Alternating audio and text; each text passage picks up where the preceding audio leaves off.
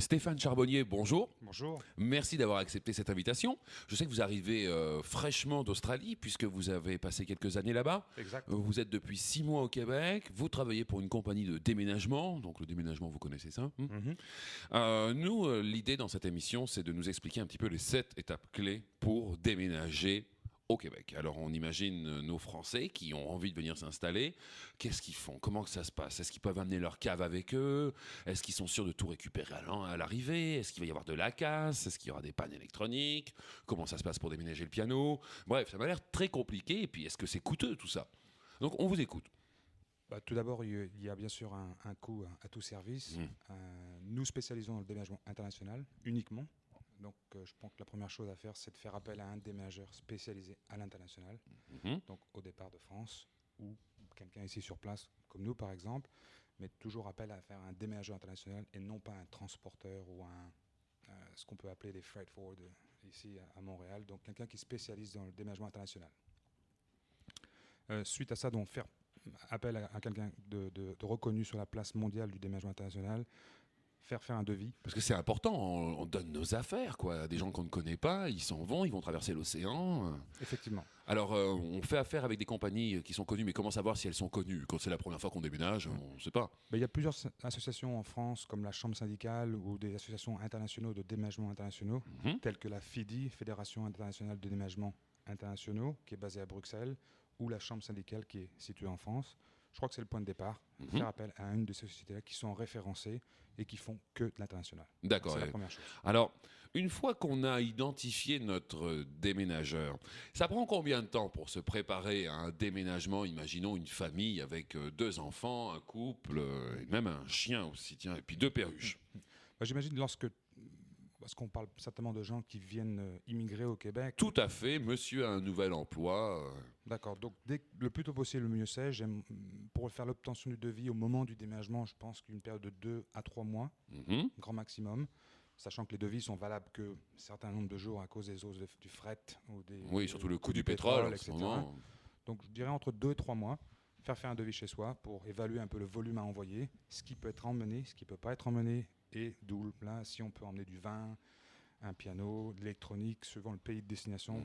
Tel que Canada, c'est Nord-Amérique, donc tout ce qui est électronique, par exemple, ne fonctionnera pas. Enfin, en tout cas, télévision le peut, si c'est un multisystème, mais un frigo, non. Vous voyez, donc il y a quand même une... Beaucoup de gens me disaient qu'ils pouvaient apporter leur cave avec eux. Alors les petits malins, ils allaient au supermarché, ils remplissaient leur cave, ils disaient que c'était leur cave personnelle, et du coup, ça leur sauvait des taxes. Est-ce que c'est vrai ça? Non. Lors d'un cadre de déménagement d'effet personnel, donc, ce qui est le cas, d'abord il faut éviter la période de l'hiver, je dirais octobre à mars. Pas bon. Oubliez tout le vin à l'export pour le Canada, du fait du gel, etc. Donc c'est à éviter.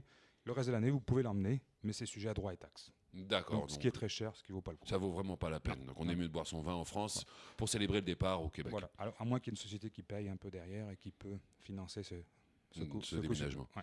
Alors, si on pouvait résumer les 7 étapes clés du déménagement. Première chose. Prendre rendez-vous avec un déménageur spécialisé à l'international. Qu'on aura trouvé grâce à la Chambre des déménageurs syndicale. Ouais. D'accord. Donc une obtention d'un devis porte à porte, tout compris.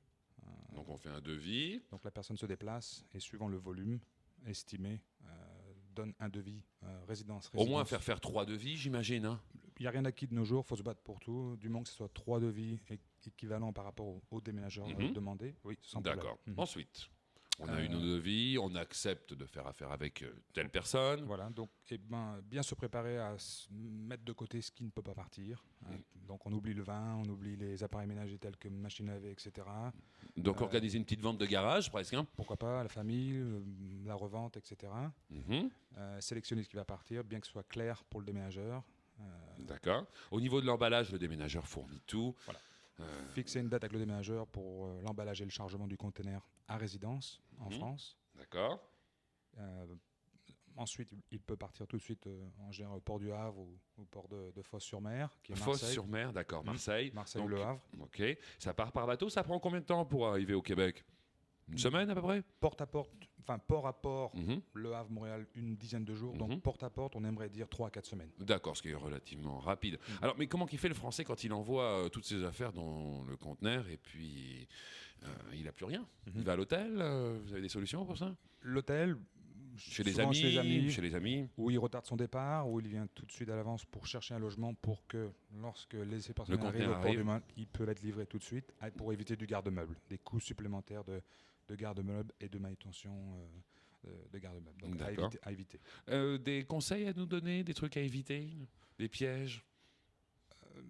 Des classiques?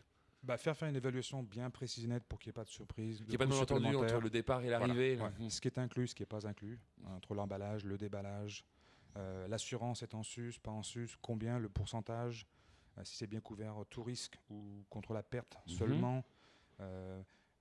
Il est mieux que le démageur fasse l'emballage de tout ce qui est fragile et meuble et on laisse éventuellement les choses non fragiles aux clients pour éviter des petits problèmes du genre effets personnels, vêtements, jouets, etc. qui est généralement fait ou qui peut être fait par le client lui-même. D'accord. Alors, on va peut-être laisser vos coordonnées pour les gens qui sont intéressés et prêts à déménager. Bien sûr. Je vous laisse donner toute l'information. Oui, donc je travaille pour une société qui s'appelle Brytor, B-R-Y-T-O-R. On est situé à Toronto, on a une branche à Montréal, Ottawa et Vancouver. Et mon nom est Stéphane Charbonnier. Je suis joignable sur un cellulaire 514-884-7779 ou une adresse courriel Stéphane, S-T-E-P-H-A-N, commercial, brytor.ca, B-R-Y-T-O-R.ca. Et pour les auditeurs qui souhaiteraient que nous développions des sujets plus précis dans le cadre d'un déménagement entre la France et le Québec, vous n'hésitez pas à nous envoyer les questions et nous en parlerons avec Stéphane la prochaine fois. Voilà, à très bientôt. Merci.